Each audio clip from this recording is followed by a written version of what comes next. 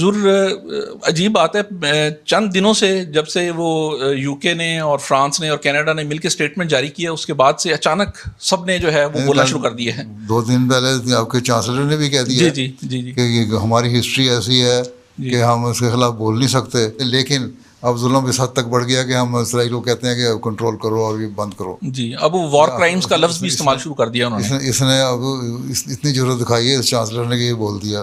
جی، یہ چند دنوں میں ہوا ہے، پچھلے اچانک ہو گیا. جرنلسٹ نے بھی بولنا شروع کر دیا. کینیڈا، فرانس اور یو کے نے جو اکٹھا کیا ہے اس کی وجہ سے ضرور اس لیے کہ جو ہے وہ ایکسپورٹ نہیں روک رہے. یہ بھی ایک مسئلہ ہے.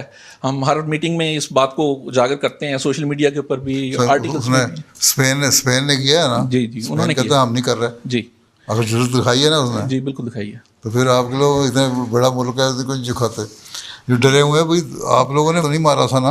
ہاں جی، ہٹلر نے مارا تھا تو وہ ہٹلر تو مر گیا. جی اب یہ ضروری تو نہیں ہے کہ کیونکہ اس نے 6 ملین یہودی مارا تھا اس لیے آپ نے 6 ملین مسلمان مارنا ہے. جی بالکل یہ بات کچھ سمجھائے نا لوگوں کو.